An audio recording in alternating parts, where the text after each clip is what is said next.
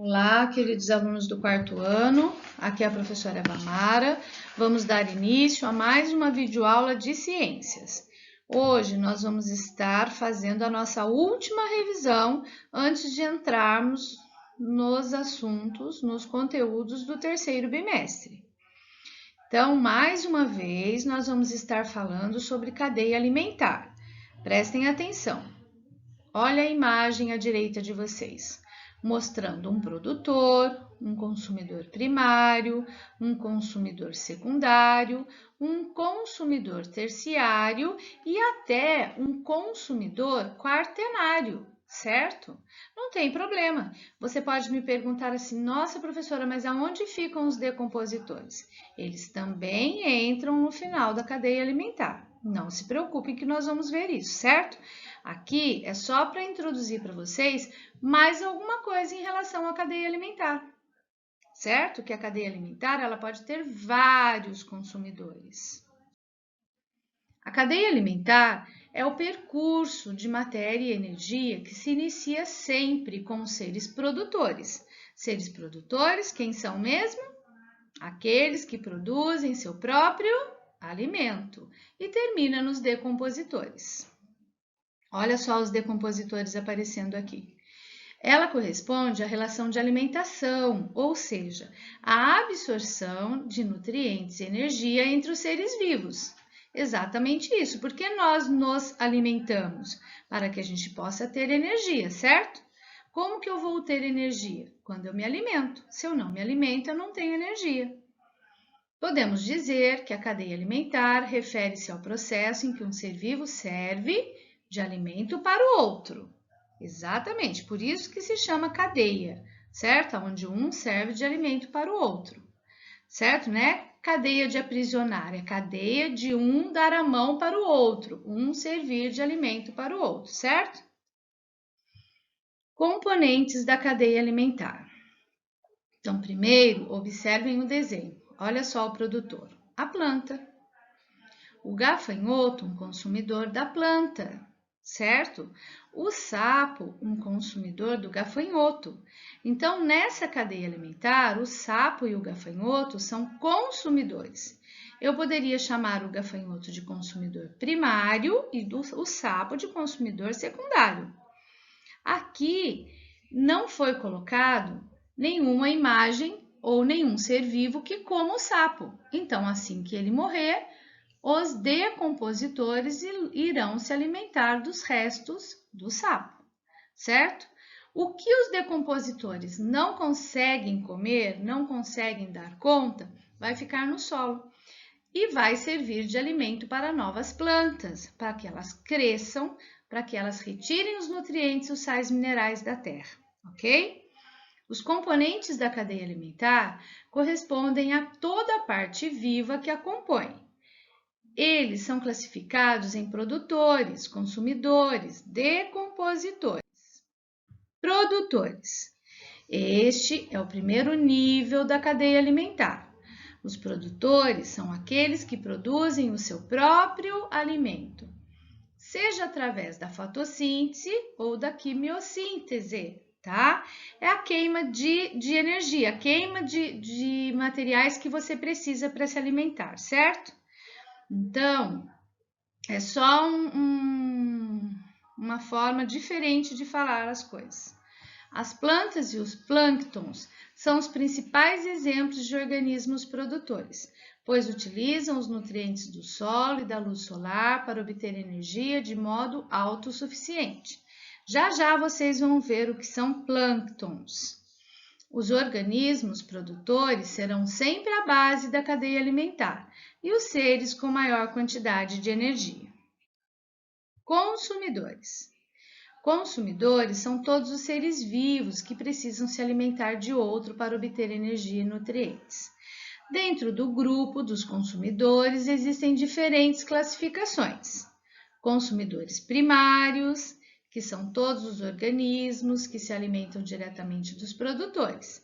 Neste caso, costumam ser animais herbívoros ou onívoros, pois consomem plantas, como o coelho e a vaca. O que são os consumidores secundários? Aqueles que comem os primários. São seres vivos que se alimentam dos consumidores primários. São carnívoros ou onívoros, exemplo, o ser humano e o gato. Por que o ser humano? Por que o ser humano é um onívoro? Porque ele se alimenta tanto de vegetais quanto de carne, certo? Consumidores terciários são os organismos que consomem os secundários. Também podem ser carnívoros ou onívoros, exemplo, leão e tubarão. Os níveis podem continuar sucessivamente, mas como a energia é perdida a cada nova transmissão, não costumam existir muitas etapas de consumo numa cadeia alimentar, certo? Decompositores. Os decompositores englobam organismos que fazem a decomposição, num processo essencial para a reciclagem da matéria orgânica. Nesse processo, os nutrientes tornam-se disponíveis novamente ao ambiente. Por que eles ficam disponíveis? Porque aquele resto que os decompositores não deram conta, não terminaram de eliminar, eles são absorvidos pelo solo, ficando novamente disponíveis para que as plantas possam sugar esses sais minerais através das suas raízes. Os decompositores atuam em todos os organismos após a sua morte. Por isso, normalmente, não são representados em esquemas de cadeias alimentares, certo? Então, muitas vezes, você observa em livros, você observa em outras apostilas, que os decompositores não aparecem. Eles são citados, mas eles não aparecem, certo? É por conta disso, tudo bem? Porque são pequenos, ficam lá no final, a gente não consegue ver a olho nu, né? Só através do microscópio. Então, normalmente eles não aparecem, mas são muito importantes. Cadeia alimentar aquática. Olha aí o que eu falei dos plânctons. Estão vendo aí, perto de onde está escrito produtores? Então, parecem umas bolinhas aí, com umas perninhas. Então, esses são os plânctons, certo? São os produtores. Depois nós temos consumidor primário, consumidor secundário, consumidor terciário, consumidor quaternário.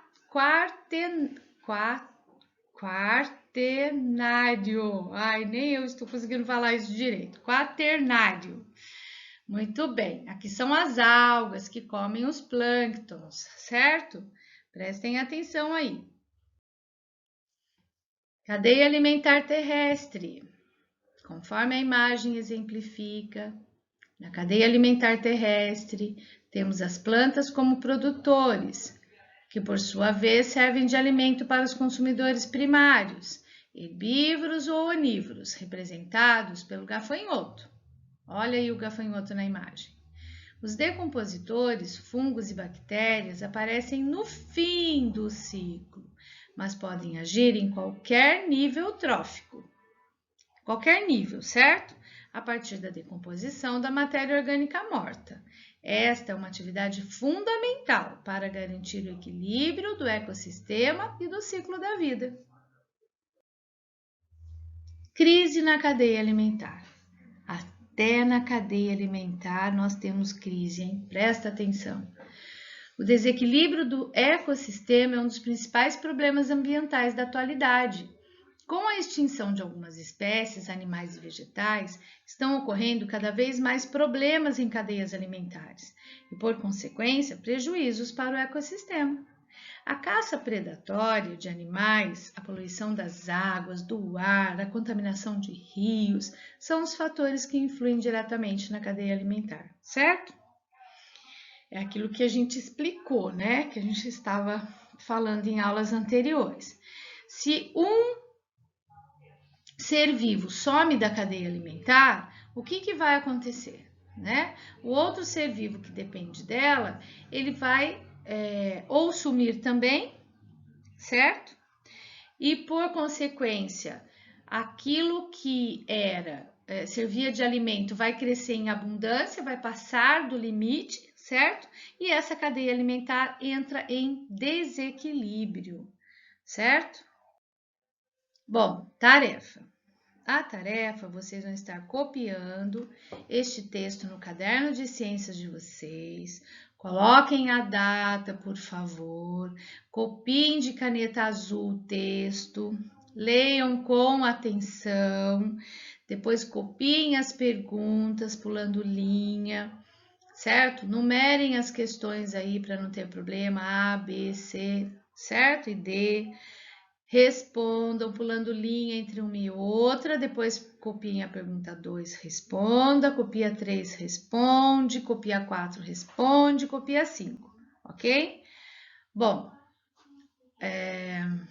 vocês vão estar assistindo essa videoaula no período da manhã, para que a gente possa estar conversando sobre essa revisão na hora da live.